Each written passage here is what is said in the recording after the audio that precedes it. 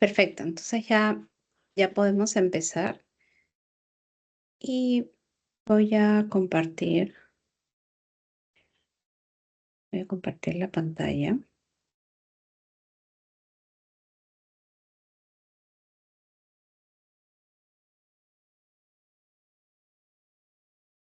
para empezar con la capacitación en el sistema de prevención de lavado de activos y financiamiento del terrorismo. Bueno, como todos los años, se lleva a cabo la capacitación en prevención del lavado de activos y financiamiento del terrorismo, porque, como ustedes saben, Signia es un sujeto obligado, ¿no? ¿Qué significa tener la condición de sujeto obligado? Significa que debe implementar un sistema de prevención de lavado de activos y financiamiento del terrorismo, ¿no? Esto con la finalidad de evitar que la empresa sea utilizada indebidamente por las organizaciones criminales que buscan lavar activos. Bueno, en esa medida aquí tenemos un poco el temario que vamos a tocar hoy y me gustaría empezar por recordar qué es el lavado de dinero o el lavado de activos. Bueno, el lavado de dinero no es otra cosa que darle apariencia de legalidad, de legitimidad, de ilícito, a aquel bien, aquel dinero que tiene un origen ilícito. Entonces, partimos del hecho de que el bien tiene un origen ilícito, ¿no?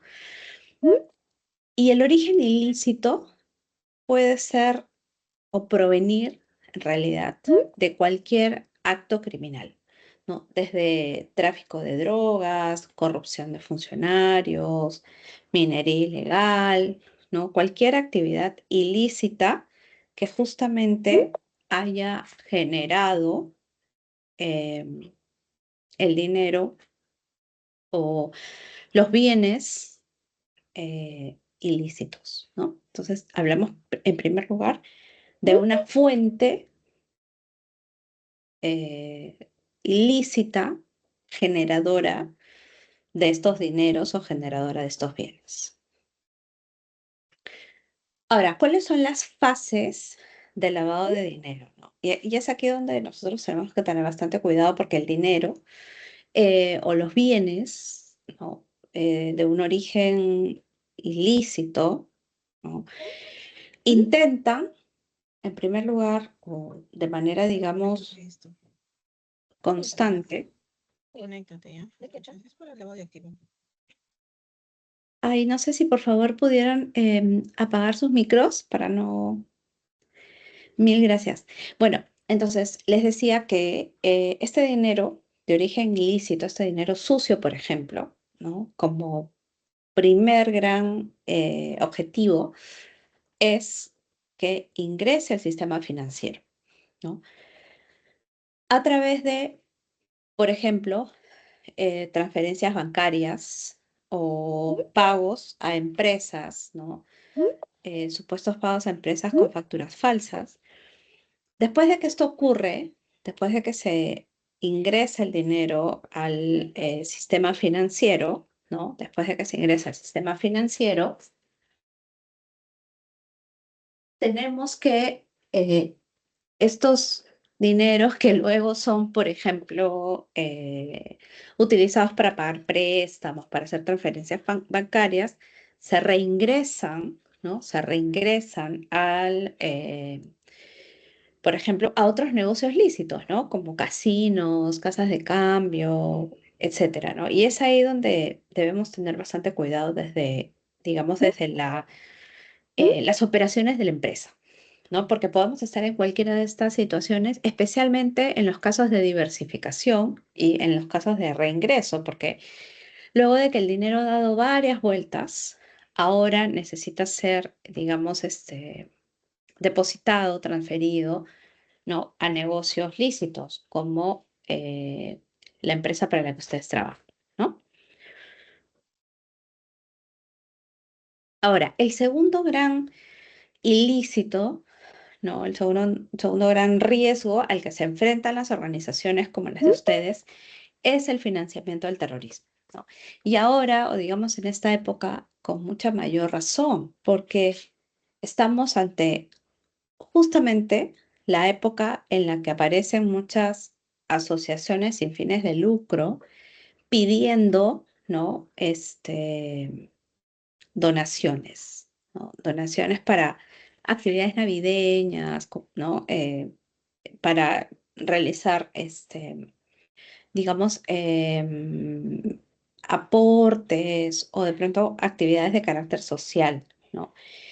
Entonces, este delito sanciona el hecho de entregar, aportar o recolectar fondos para actividades terroristas, organizaciones terroristas, ¿no? Ahora, claro, uno puede decir, bueno, pero yo no he querido proveer de fondos a una organización terrorista. Claro, el problema es que, ok, no has querido, no has tenido la voluntad de hacerlo, pero ¿acaso no has sido diligente? ¿No te has tomado un poco de tiempo en averiguar, en verificar qué tipo de asociación sin fines de lucro era o de qué tipo de asociación se trataba? Si de repente no era una asociación fachada en lugar de una asociación digamos, cuyo propósito real, ¿no? Es recolectar fondos para actividades terroristas y no, como intentaron hacerte ver, que se trataba de una asociación común y corriente que buscaba fondos para realizar actividades de carácter social. Ahora, fíjense que dicen las estadísticas, ¿no? Esas son las últimas estadísticas a mayo del 2024. Y lo que nos dice es que, bueno, siempre los bancos y en segundo lugar los notarios públicos son los que tienen el mayor número de operaciones o de registro de operaciones sospechosas comunicadas a la unidad de inteligencia financiera, ¿no? Y eso porque, bueno, básicamente por dos razones, ¿no? Porque a través de los bancos y de los notarios públicos es que se genera el mayor volumen de operaciones.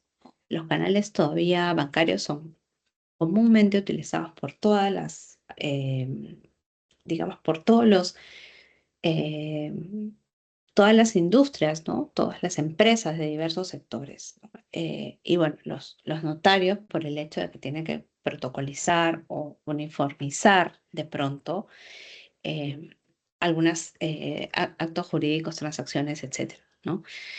Y en otros, bueno, que está en 7%, están los otros sujetos obligados, entre ellos ustedes, ¿no? Ahora, por ejemplo, en cuanto a procesos sancionadores, eso también me parece un dato revelador, ¿no? Porque acá, en primer lugar, o el primer lugar, lo ocupan empresas, los sujetos obligados dedicados a la construcción y a la actividad inmobiliaria, ¿no? Em, y bueno, tenemos compraventa de divisas, etcétera. Y nuevamente, hacia el final están ustedes como dentro de esta bolsa de otros, ¿no? Que son procesos de supervisión, ¿no? Por tipo de sujeto obligado. Ahora bien, con relación a los PAS resueltos, o sea, los procedimientos administrativos sancionadores que han sido resueltos por la Unidad de Inteligencia Financiera, y otra vez lo ocupa en primer lugar, bueno, las constructoras inmobiliarias que están un poco a la par con ser las primeras tipos de organizaciones a los que la Unidad de Inteligencia Financiera, digamos, em, supervisa, ¿no? Luego tenemos los notarios, compraventa de vehículos y en el 9% se encuentran ustedes, ¿no? En otros. Ahora, con relación a los oficiales de cumplimiento, ¿no? ¿Cuáles son aquellos sujetos obligados que digamos, cumplen esta medida, esta obligación en, en mayor número, ¿no? Y claro, acá tenemos, por ejemplo, nuevamente, en primer lugar, a los constructores e inmobiliarios, ¿no? Es decir, que cuentan con oficiales de cumplimiento, ¿no? En mayor medida. Luego tenemos las empresas mineras, las compraventa de divisas y nuevamente en otros se encuentran ustedes, ¿no? Ahora, no sé si por favor pueden apagar su micro. Gracias. Ok, entonces, bueno, entonces, en cuanto a los reportes de operaciones sospechosas, ok, en cuanto a los reportes de operaciones sospechosas, tenemos que durante este periodo, entre enero 2014 y mayo 2024, ¿no? Se han reportado un número también significativo de operaciones sospechosas, ¿no? Y, y claro, las operaciones sospechosas, digamos que si bien no todas van a terminar en el Ministerio Público como un potencial caso a investigar, porque eso va a depender del Ministerio Público, potencialmente podrían ser derivadas al Ministerio Público para la investigación que corresponda, ¿no? Pero lo interesante es que hasta el 2023 hablábamos de 23.000, cerca de 23.000 y algo más operaciones sospechosas, no recabadas. Y en lo que va, bueno, en el año pasado, que es el corte, digamos, de estas estadísticas, ya iba en 6.960, ¿no? Que probablemente al siguiente año, cuando tengamos la data de este año y la que falta del 2024, vamos a notar que se trata de información que va, digamos, creciendo en el tiempo, ¿no? Ahora, ¿cuál es la normativa vigente para ustedes, ¿no? En materia de sistemas de prevención de lavado de activos y financiamiento del terrorismo? Bueno, acá tenemos básicamente tres normas, ¿no? La ley 27693, que es esta ley que crea la Unidad de Inteligencia Financiera en el Perú. Esta es una ley del año 2002, ¿no? Y luego tenemos el Decreto Supremo 020, que es el reglamento de esta ley, y bueno, la ley 29038, ¿no? Que ese es básicamente el marco normativo que les aplica a ustedes. Y ya vamos a ver qué dicen estas normas y cuáles son las obligaciones normativas que ustedes tienen, ¿no? Entonces, el sujeto obligado, ¿no? En este caso Signia, debe implementar un sistema de prevención de lavado de activos y financiamiento del terrorismo. ¿Qué es esto? Es un conjunto de medidas, de políticas, de procedimientos dirigidos a gestionar los riesgos de lavado de activos y financiamiento del terrorismo a los que Signia se enfrenta en sus operaciones cotidianas. Entonces, esa es la finalidad de ese sistema, es establecer mecanismos de protección, ¿no? Para la compañía y también para sus miembros, ¿no? Lo que se busca es que se identifique adecuadamente o de manera preventiva estos riesgos, ¿no? Para establecer mecanismos de control y evitar que las organizaciones criminales dedicadas a lavar dinero terminen involucrándolos indebidamente, ¿no? O en las decisiones que tengan que tomar, terminen involucrados indebidamente. Entonces, cuando nosotros decimos, bueno, ¿cómo está conformado en todo caso este mecanismo, este gran, digamos, este instrumento, ¿no? Y es que el sistema de protección del lavado de activos está conformado por políticas y procedimientos que establece el sujeto obligado, en este caso Signia, considerando las medidas que establece el propio sujeto obligado, ¿no? Tomando en cuenta los factores de riesgo del lavado de activos que están asociados básicamente a tres cosas: a el factor geográfico, ¿no? Al factor, digamos, cliente, que es considerar siempre de dónde proviene el cliente, ¿no? Y cuál es el tipo de producto o servicio que ese sujeto obligado, que esta empresa, ¿no es cierto?, brinda, para luego establecer cuál es el nivel de riesgo al que ustedes se enfrentan en cada operación y cuáles son estos controles vinculados a una detección oportuna y reporte de operaciones sospechosas, ¿no? Entonces, claro, lo que se pide, o sea, de parte del Estado, de las autoridades, es no que ustedes se conviertan en un área o en una extensión del Ministerio Público, la Fiscalía, ¿no? Se trata de que ustedes coadyuven desde la posición en la que están, como compañía, digamos, de manera mucho más cercana, ¿no?, a los clientes, y que puedan detectar un comportamiento de pronto inusual, ¿no?, que escapa, digamos, de la cotidianeidad de las operaciones, ¿no? Y que em,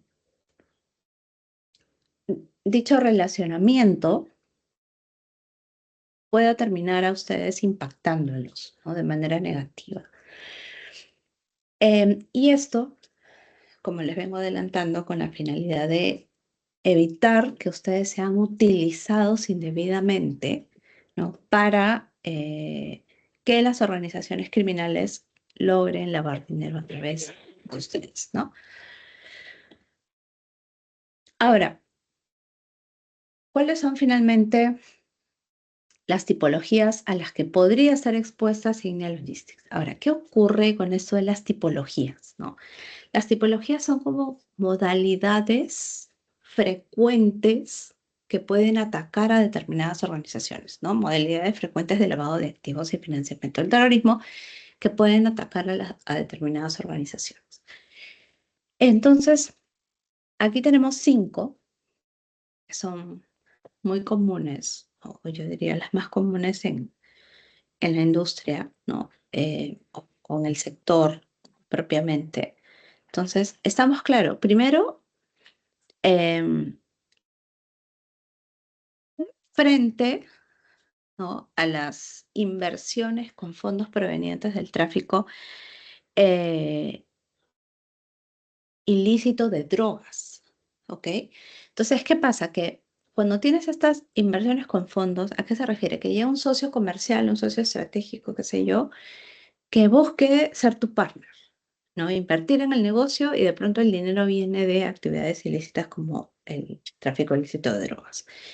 O dinero vinculado a la corrupción en licitaciones públicas, que esto también es algo muy frecuente, ¿no? Porque ganas un porcentaje, ¿no? O pagas, ofreces, qué sé yo, un porcentaje para que te adjudiquen la buena pro, ¿no? Entonces, claro, tienes, digamos, el negocio, ganancias con ese negocio, pero que responden a una inversión de dinero corrupto, ¿no? Y bueno, luego este dinero que se ha obtenido como ganancias, digamos, de esta interacción, luego tiene que ser, como hemos visto hace un momento, vuelto a inyectar en la economía de un país, pero esta vez a través ya de negocios sólidos. Luego hablamos de, bueno, de la movilización de fondos del comercio de oro ilegal, ¿no?, que también hoy por hoy es un tema muy importante, porque acuérdense ustedes que em, estamos pasando, digamos, por una comprobación de que hace bastante tiempo el narcotráfico dejó de ser el principal, digamos, delito cometido en nuestro país, ¿no? Ha dejado de lado varios, y hoy por hoy hablamos de la minería ilegal como uno de los principales problemas, ¿no? También tenemos la posibilidad de utilizar testaferros, empresas fachada, ¿no? Em, y por último, la simulación de empresas proveedoras, ¿no? Porque claro, te dicen, bueno, a ver, tienes que conseguir un proveedor para tal cosa, ¿no? Em, y de repente en el mercado hay pocos, hay uno, hay dos, ¿no? Y resulta, para mala suerte nuestra, que uno de ellos, uno de esos proveedores, ¿no? Está involucrado en actividades ilícitas, ¿no? Entonces, ¿cómo podrías determinar que estás haciendo una contratación segura y no que estás, digamos, exponiéndote indebidamente, ¿no? Digamos, a vincularte, ¿no? Con empresas de dudosa reputación? Entonces, ahí sí que hay que tener bastante cuidado, ¿no? Ujú. Ahora, ¿cuáles son las dos normas clave que tiene cualquier sujeto obligado y obviamente también ustedes en su condición de tal, el manual y el código de conducta para prevenir los riesgos de lavado, ¿no? Creo que ambos documentos son esenciales, ¿no?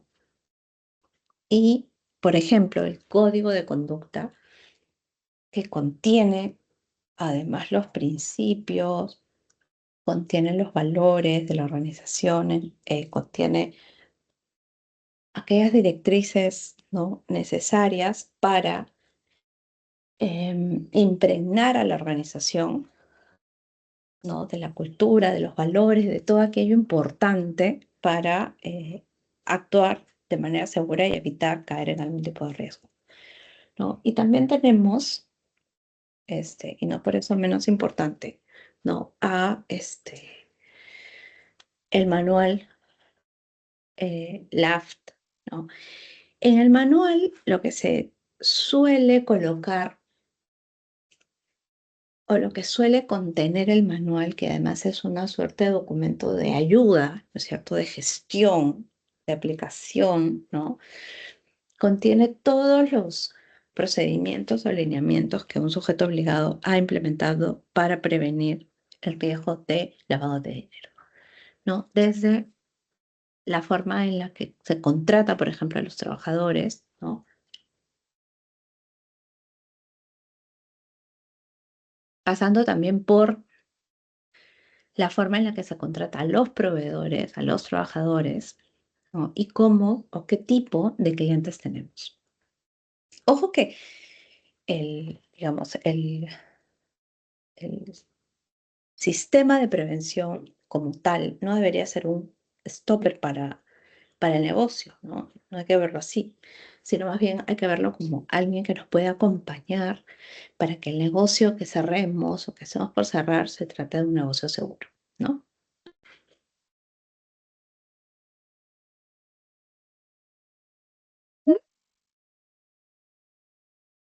Ahora, ¿qué tenemos en cuanto a debida diligencia?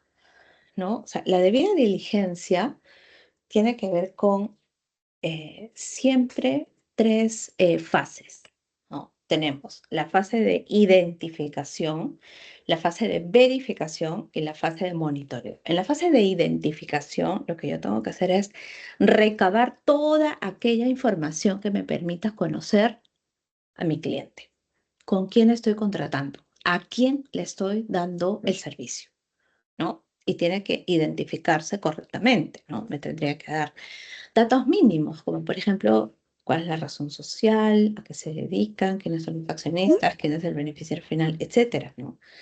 Luego se pasa a una fase de verificación de la información. Y creo que esto siempre es algo que lleva consigo, o que trae consigo muchos retos, ¿no? Porque claro, tú dices, bueno, pedir la información hasta cierto punto puede resultar un poco complicada dependiendo del tipo de cliente, pero en cuanto a la verificación, ya lo que te queda es establecer algún protocolo para verificar o un protocolo que deje constancia de que has realizado una operación, ¿no? eh, y, digamos, puedas plenamente comprobar de quién se trata, ¿no? Ahora, la verificación que te exige la unidad de inteligencia financiera es que sea una verificación, este, ¿no? O en todo caso, tendría que ser una, no, digamos, tiene que haber un traslado de responsabilidad al declarante. Tiene que quedar muy claro que si la persona que tiene que declarar, ¿no? Por ejemplo, si es PEP o si ha sido PEP, ¿no? Le corresponde obviamente a esa persona, ¿no? Porque está en el ámbito, digamos, de sus funciones, para verificar la información que recibió de parte, de repente también del área comercial y al inicio, ¿no? Para identificar al cliente. Y la fase final, o en la fase final, hablamos de monitoreo, ¿no? Y cuando hablamos de monitoreo, no nos referimos a otra cosa que al seguimiento, ¿no? A la verificación, si se quiere, ya desde una mirada un poco más amplia del tema, ¿no? El monitoreo en la medida de actualizar la información, por ejemplo, ¿no? Revisar que está, no sé, esta persona jurídica o esta persona natural, este sujeto obligado, no haya cambiado de domicilio, por ejemplo, o cambió de línea de negocio, o actualizó el beneficiario final, o actualizó algo cambió, ¿no? Algo cambió que merezca una actualización o monitoreo de su información, ¿no? Em, a ver,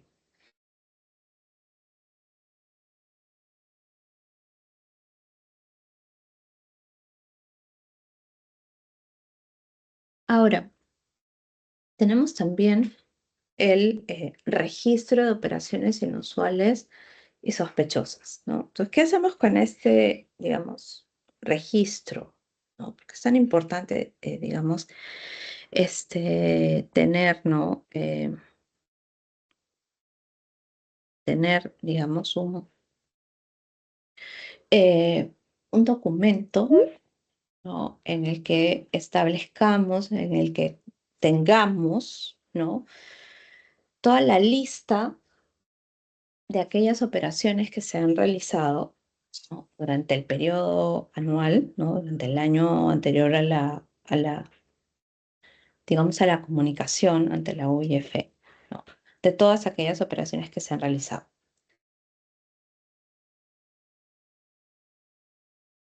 Ahora bien, puede ocurrir, ¿no? Que esta operación, ¿no? Que empezó de manera muy inocua, muy neutral, en el camino termine saltando, que se termine cambiando, ¿no? Y que se dé cuenta de, no sé, de una operación inusual, ¿no? Entonces, ¿qué significa una operación inusual? ¿No? Una operación inusual es una operación que, digamos, escapa, ¿no? De lo cotidiano, ¿no? Es una operación que escapa de lo cotidiano, escapa de la regularidad de ese tipo de negocio, ¿no? Entonces, cuando eso ocurre, eh, estamos justamente ante una señal de alerta. Y la señal de alerta es lo que gatilla o lo que da inicio un poco al procedimiento de identificación de operaciones inusuales y sospechosas. Entonces, si estas señales de alerta, ¿no? Nos arrojan que podría tratarse de una operación inusual, o sea, que escapa, digamos, de lo cotidiano de ese negocio, tengo que comunicarle al oficial de cumplimiento, ¿no? Para que tomen las medidas necesarias. De pronto dice, bueno, sí, ok, vamos a continuar con la negociación, pero mirando estas cosas. Y en cuanto a las operaciones sospechosas, ¿no? Se trata de ya no solo operaciones que escapan de lo cotidiano, sino que se trata de operaciones ya vinculadas con actividades ilícitas, ¿no? Entonces, claro, después de que se analiza, ¿no? La operación potencialmente sospechosa, ¿no? Se pide de pronto información de contraste, ¿no? Al área comercial, que nos declare de pronto otro tipo de información con relación a este potencial cliente, para tener claridad, ¿no? De que el, digamos, reporte que se va a hacer está debidamente sustentado. Entonces, cuando las organizaciones establecen en primer lugar o detectan una señal de alerta, ¿no? Y el caso, la operación, pasa a conocimiento del oficial de cumplimiento para analizar junto con con la otra información de contraste, ¿no? Eh, puede convertirse en una operación sospechosa. ¿Y qué es una operación sospechosa? Es una operación vinculada a un delito, ¿no? Lavado de activos o cualquier otro precedente, ¿no? Entonces, tenemos ese procedimiento. Ahora bien, es importante recalcar que el oficial de cumplimiento tiene 24 horas desde que se califica la operación como sospechosa hasta la comunicación a la unidad de inteligencia financiera de la operación sospechosa, ¿no? Que tenemos, digamos, esa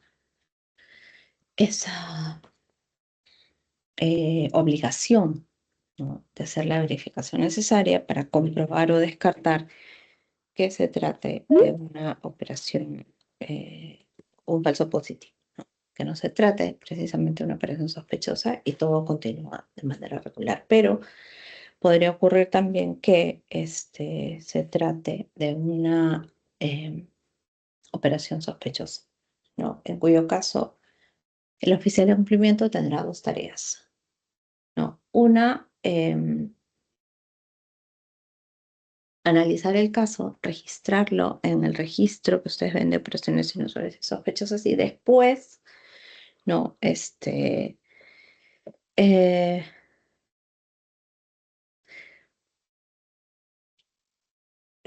comunicar, ¿no es cierto?, a la unidad de inteligencia financiera la operación sospechosa, calificado como sospechosa, en el plazo de 24 horas.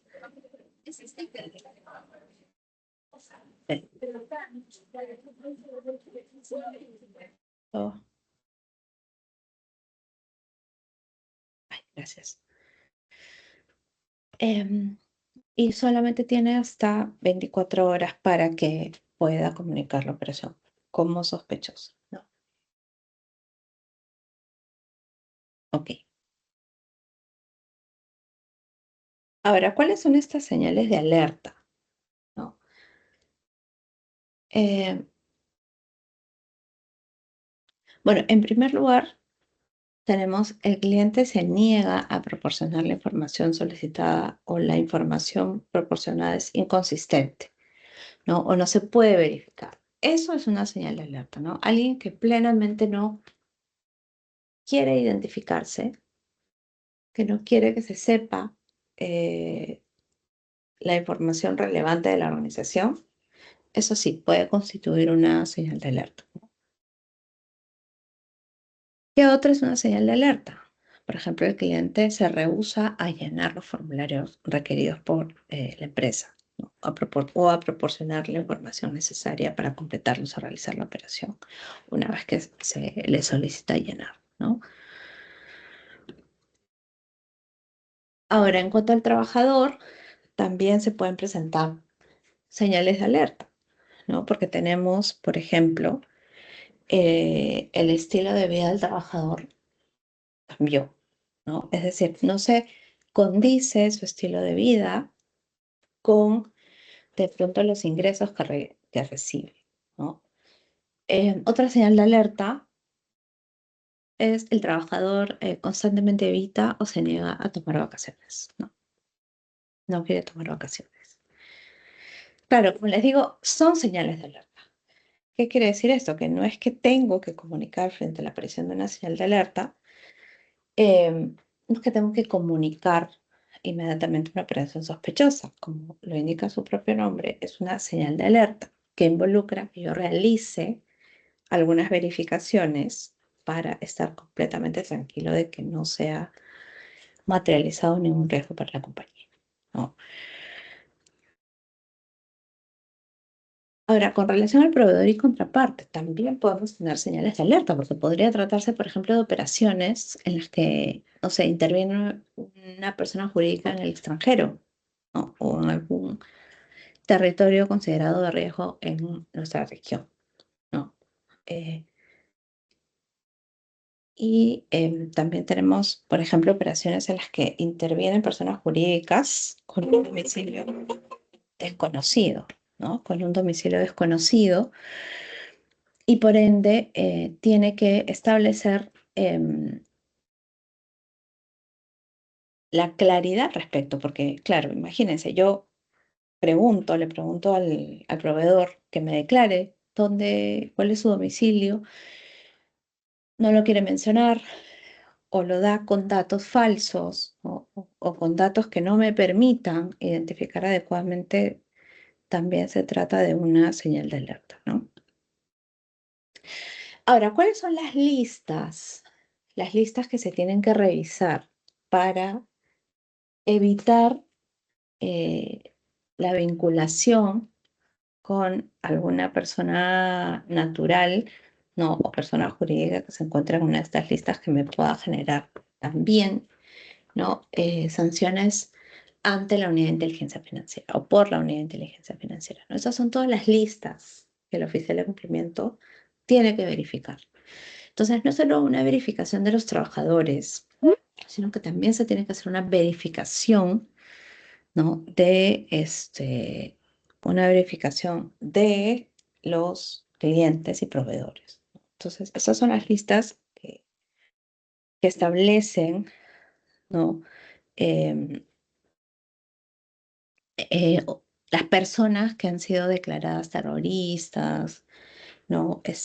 Lavadores de dinero, ¿no? O que pertenecen a la criminalidad, organizada, ¿no? Por eso tenemos acá la lista FAC, ¿no? La lista de terroristas del Consejo de Seguridad, entre otras, ¿no?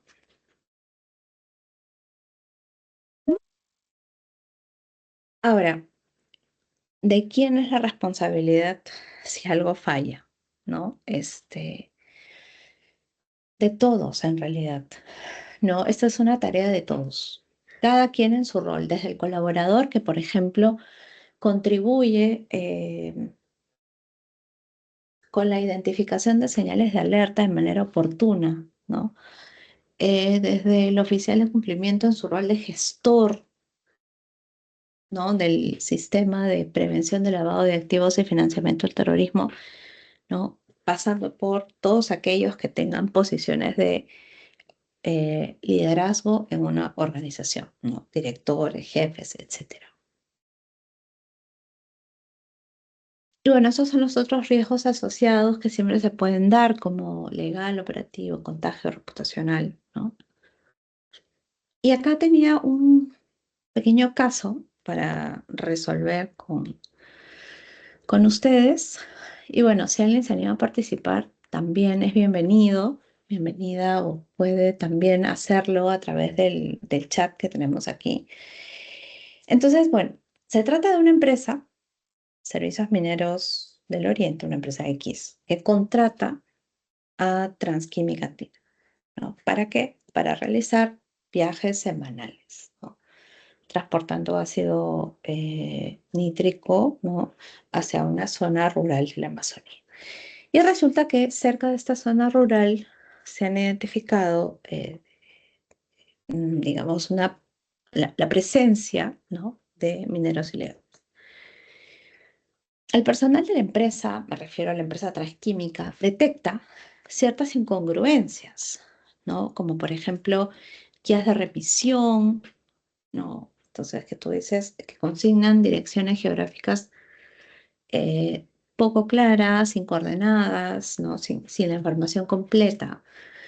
Tenemos también que, por ejemplo, el punto de descarga no corresponde a una unidad minera formal ni tampoco a una planta industrial, ¿no? Entonces, ¿de qué se trata al final del día? De, digamos, de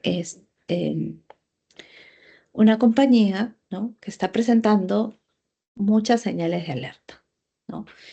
El otro punto para destacar es que en cada entrega, ¿no?, diferentes personas, ¿no?, en cada entrega diferentes personas reciben la carga, por ejemplo, no se identifica de manera clara a la persona que está en esa posición, ¿no? Y bueno, el cliente le solicita al conductor, mejor ya no utilicen esta ruta porque parece un poco complicado, ¿no?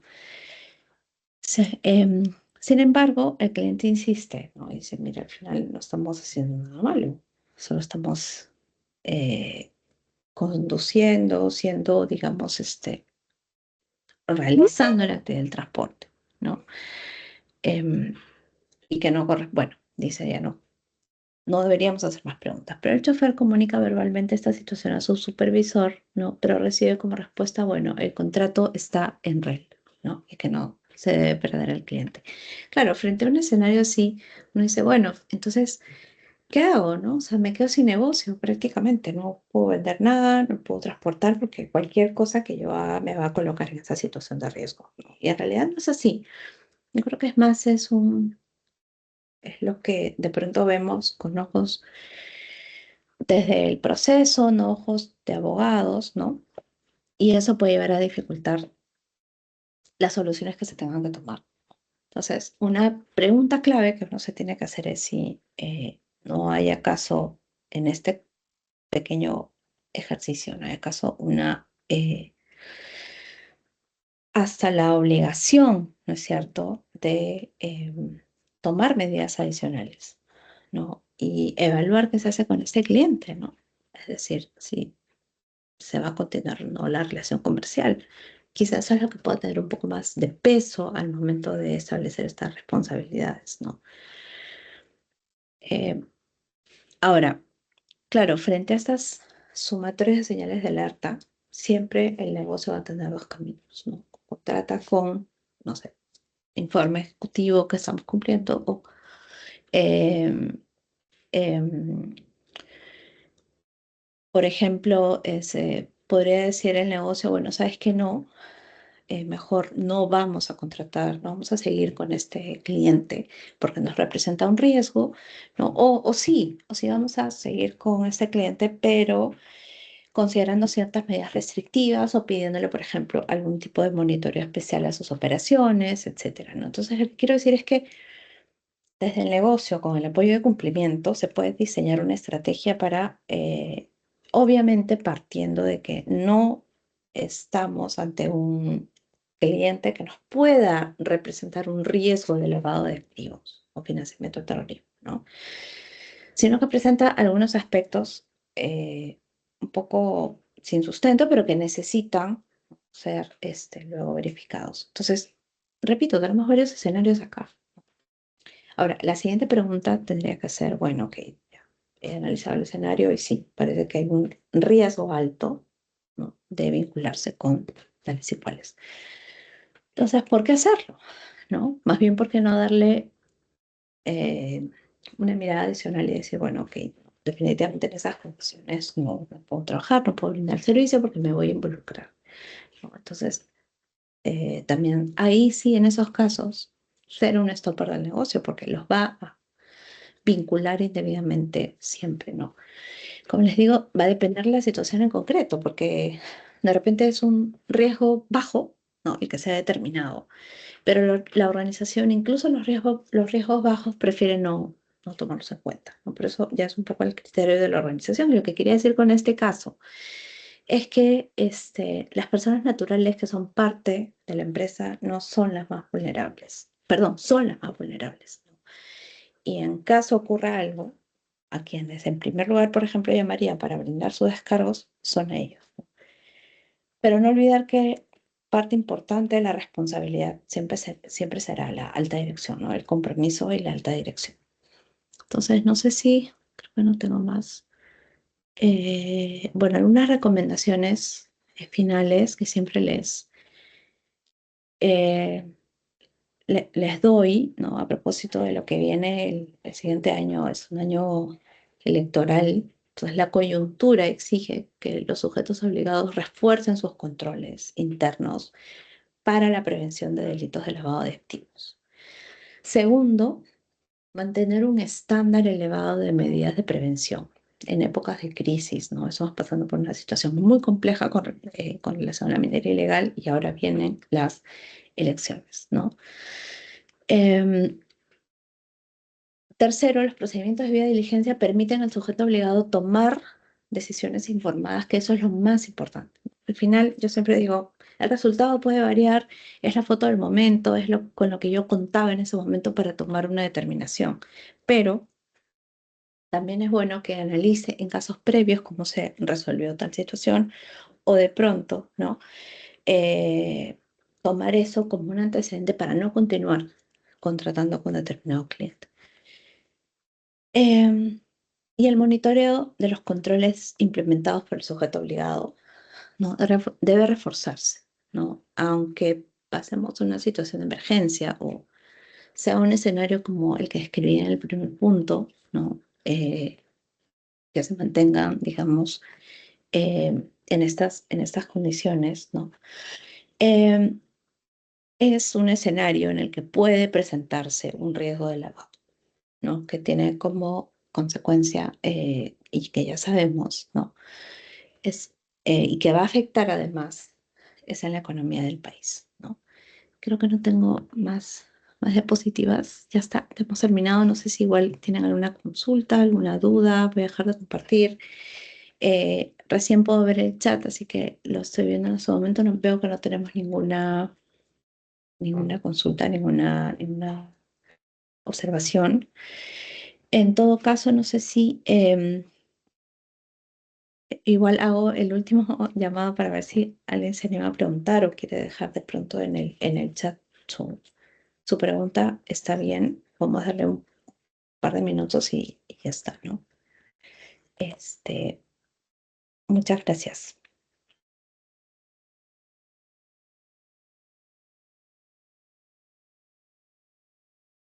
A ver, voy a dejar de grabar.